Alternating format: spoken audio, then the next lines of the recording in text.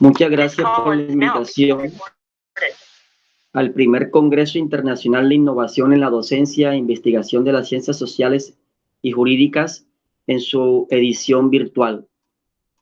Nuestra ponencia en el día de hoy se titula Los retos de la educación virtual en los tiempos del COVID-19. Los investigadores son el doctor José Vicente Villalobos de la Universidad Pedro de Valdivia, el profesor Magdiel Gómez de la Universidad de Guadalajara y este servidor Frank Morales Roro de la Universidad del Atlántico en Barranquilla, Colombia.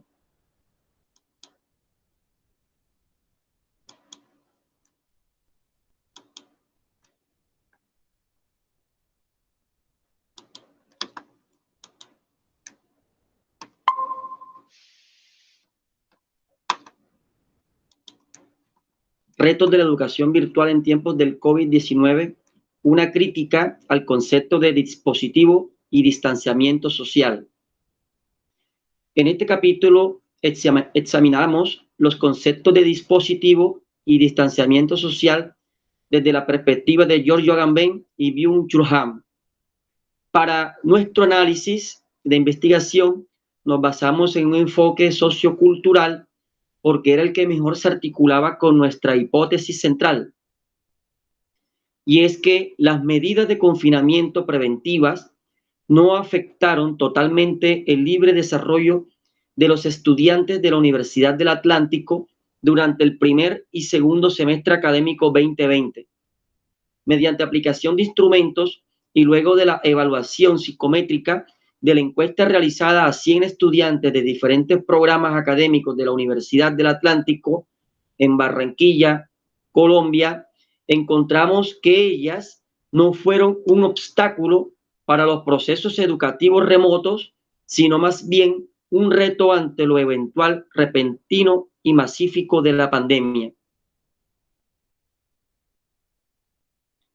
El método cualitativo, desde enfoque sociocultural, fue fundamental para el estudio realizado en cuanto se describió y se comprendió una realidad y el reconocimiento de la importancia de los nuevos retos de la educación virtual o remota en los tiempos del COVID-19.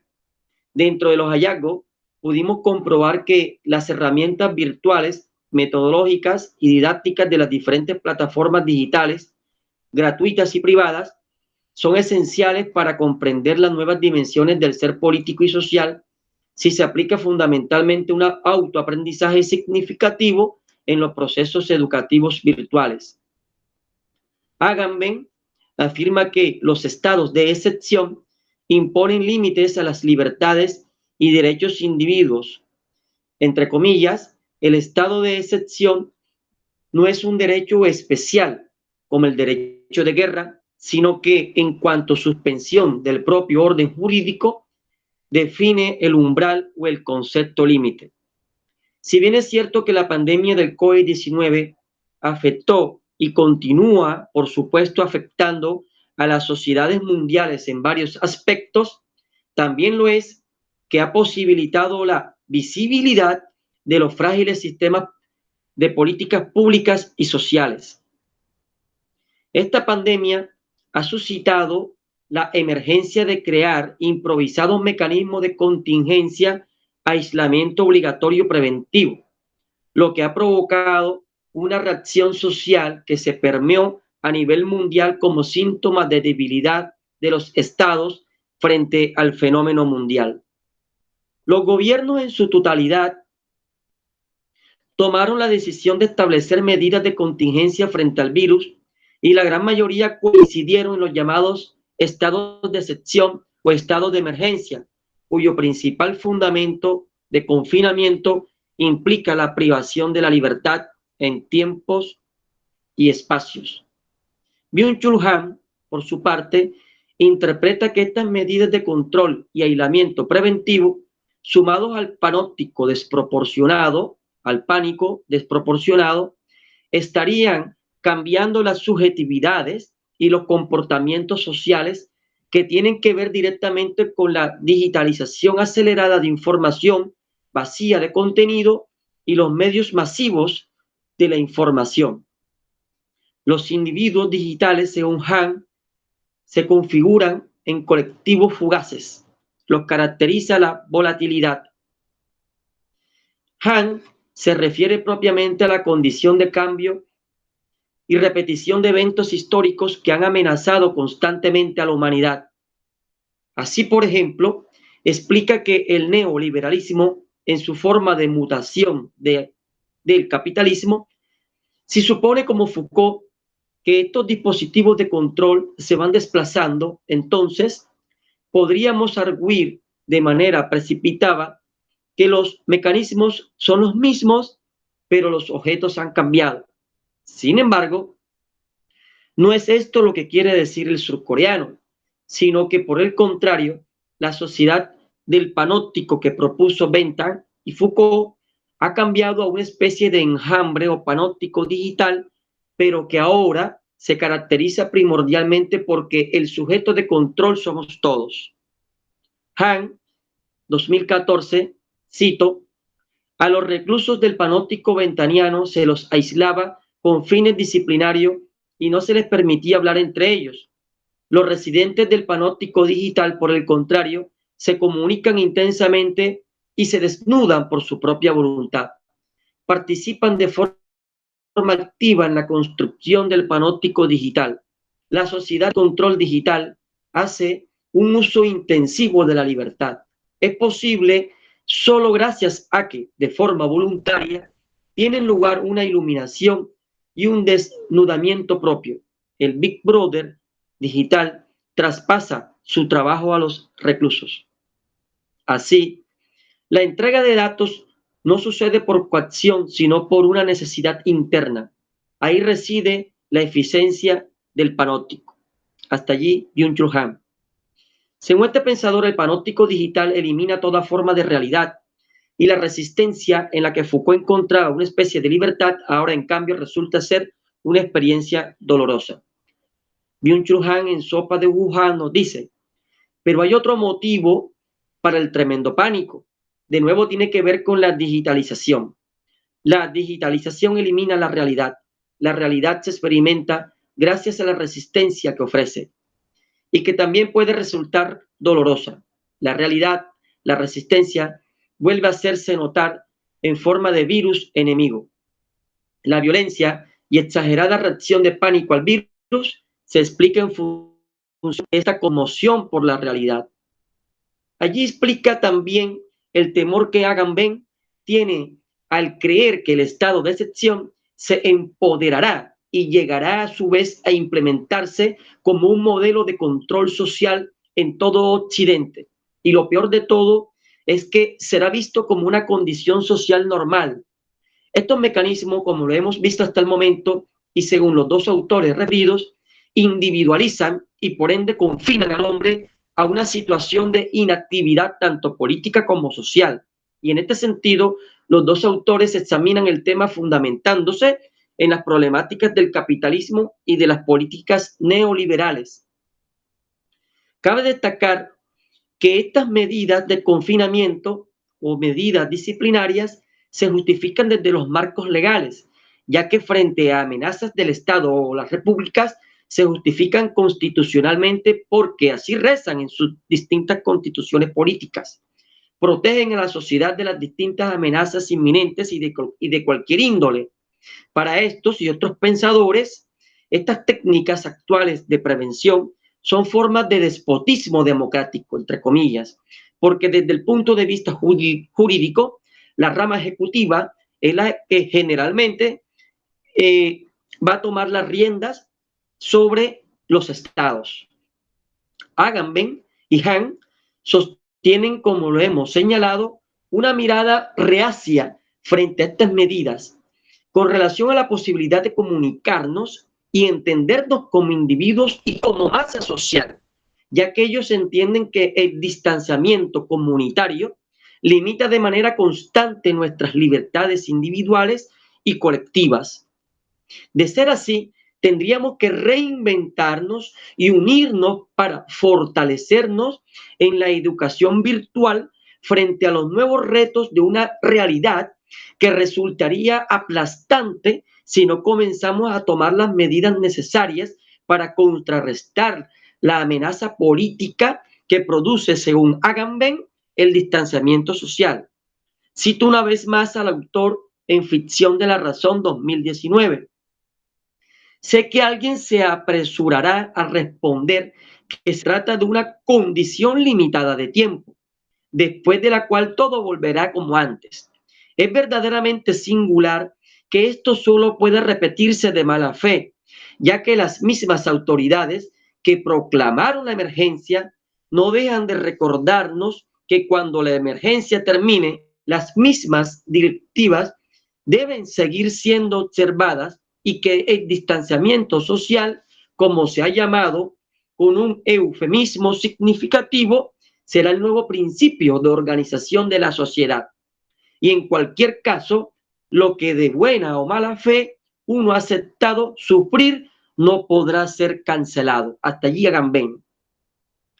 Está claro que Agamben se refiere a las sociedades de control que se vienen instalando poco a poco en nuestras culturas occidentales y de las que Foucault hace un claro ejemplo. Pero lo que enfatiza Agamben es la acelerada transformación de las sociedades actuales por las nuevas formas políticas públicas de confinamiento.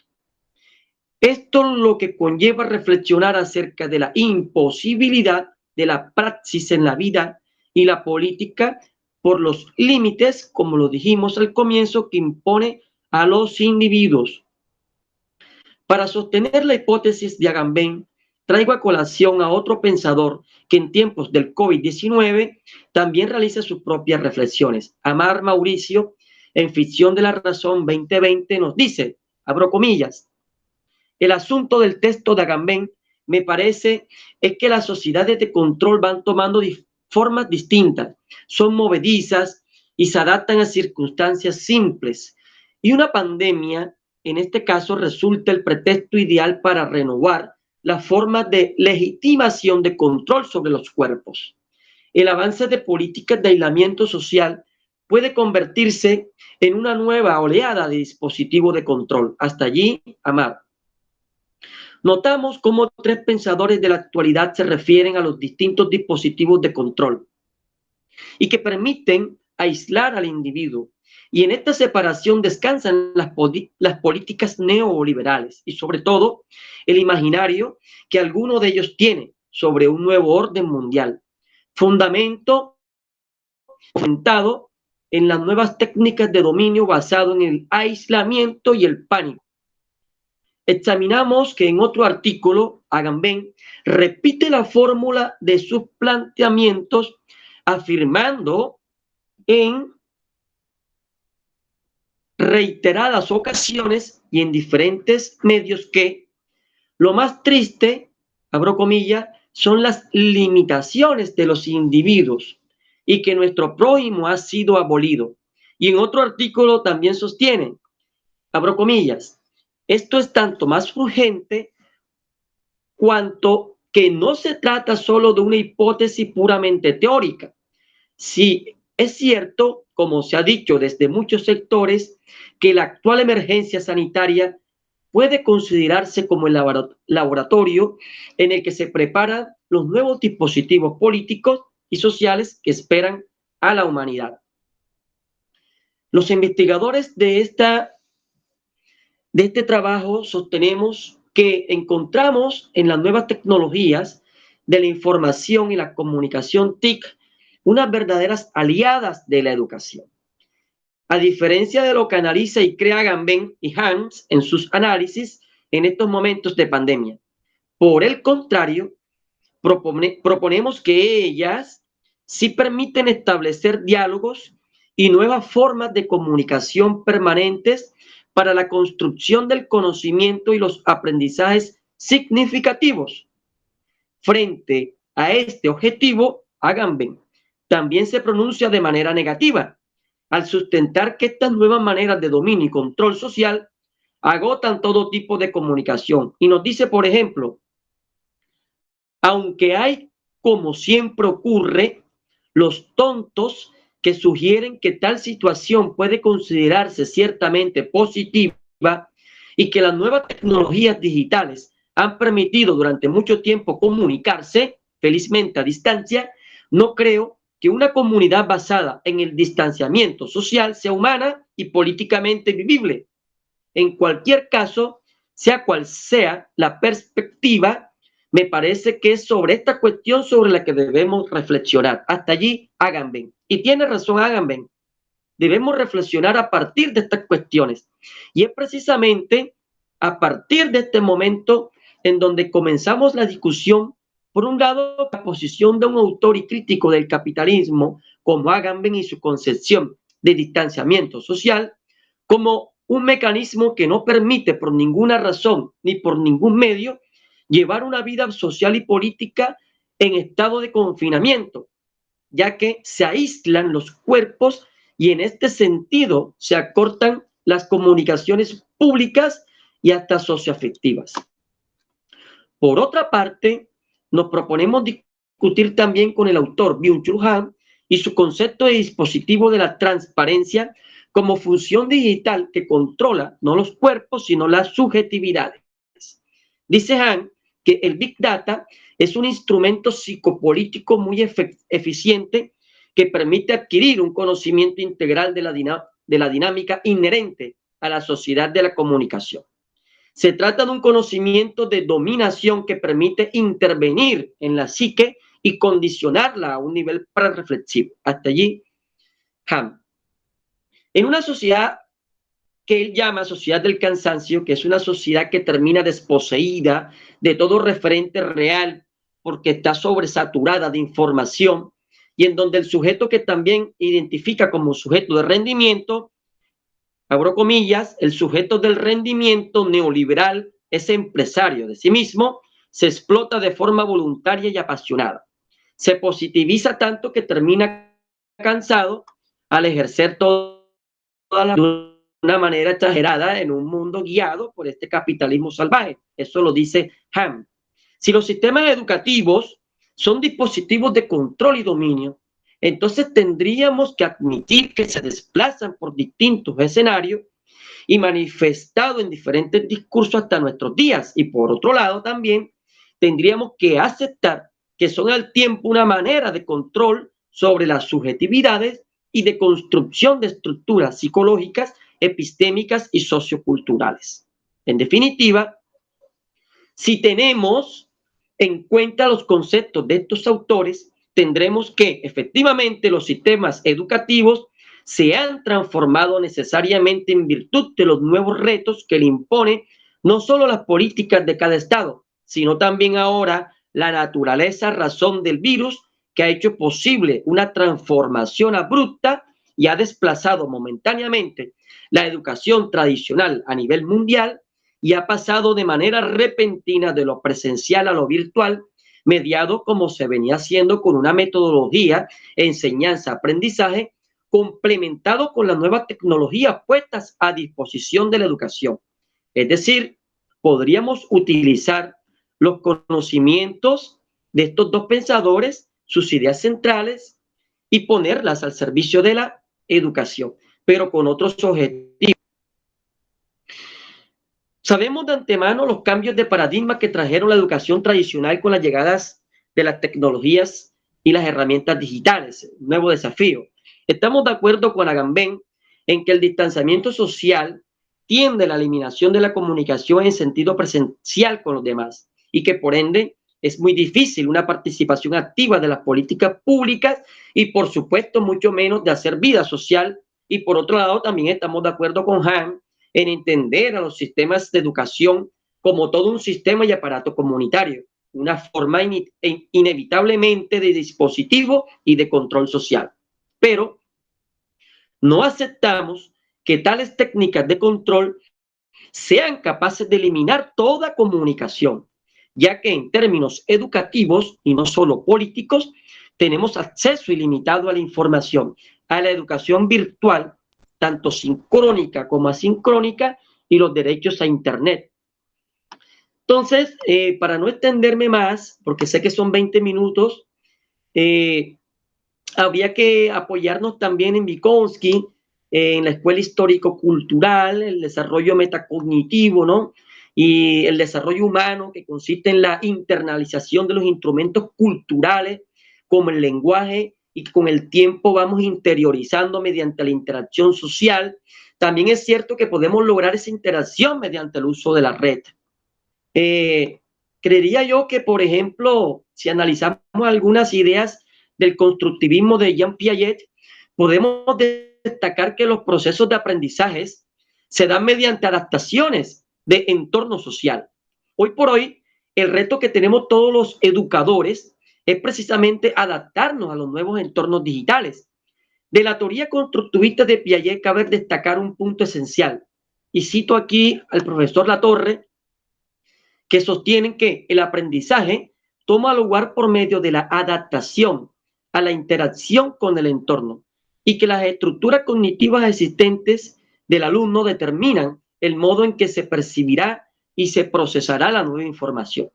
Piaget observó que a medida que los niños asimilaban nueva información a las estructuras mentales existentes, sus ideas aumentaban en complejidad y solidez y su comprensión del mundo se volvía más rica y profunda.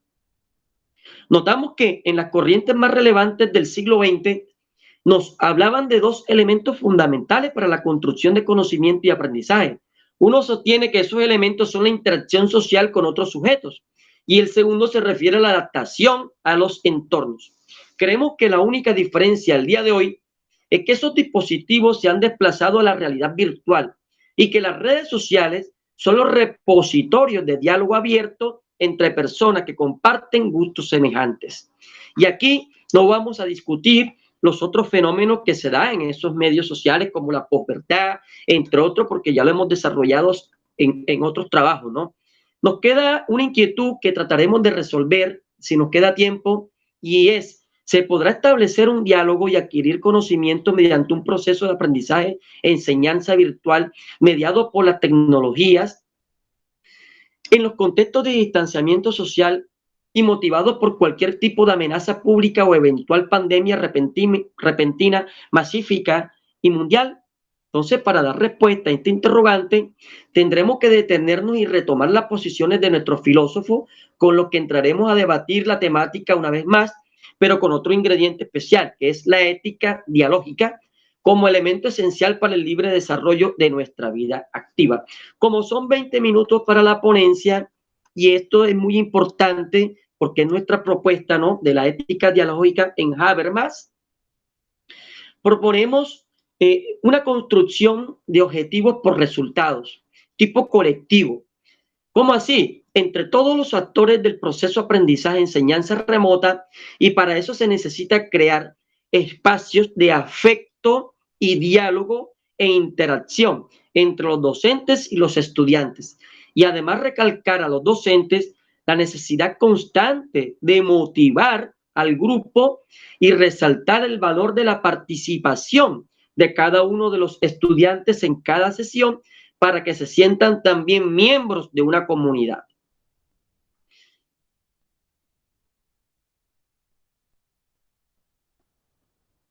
Los modelos comunicativos actuales son de gran significación para entender el nuevo paradigma de la comunicación que explica tanto Agamben como Ham.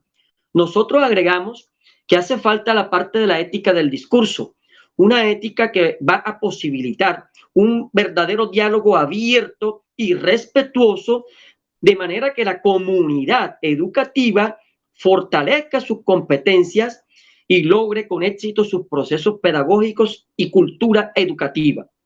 La construcción de objetivos por resultado de enseñanza-aprendizaje que proponemos, entonces tendría ese matiz muy interesante, porque se trata de discutir cuál sería el papel de la ética del discurso en los procesos pedagógicos mediados por las TIC. Es decir, estamos de acuerdo con que la acción de la pedagogía es de hecho fundamentalmente ética y su discurso debe descansar bajo criterios de una comunicación racional. Aquí muestro un cuadro de la ética discursiva planteada por Habermas, ¿no?, el uso del lenguaje, las normas éticas, morales y políticas, la reelaboración de una ética formal kantiana, el orden discursivo de carácter universal, lo dialógico como fundamentación expositiva, entendimiento, consenso, y la propuesta que sería una teoría consensual del bien. Luego, tenemos que, para ir finalizando, ¿no? La propuesta de Habermas está enmarcada dentro de una democracia deliberativa y las características principales son los criterios institucionales y legales, el consenso pragmático, la implicación de los ciudadanos y los colectivos, la institucionalización del discurso, la importancia de la sociedad civil, las organizaciones, los colectivos, los sindicatos, los empresarios, las deliberaciones dentro de los espacios para los acuerdos tanto formales como informales y la interacción. Aplicamos unos instrumentos a través de unas encuestas que hicimos a los estudiantes de los programas de química y farmacia y administración de empresas, y le hicimos la pregunta que si el confinamiento por pandemia del COVID-19 afectaron sus procesos educativos virtuales. Sí contestaron 20, no contestaron 80. Luego le preguntamos que si el confinamiento por la pandemia del COVID-19 afectaron su libre desarrollo. Sí contestaron 30, no contestaron 70.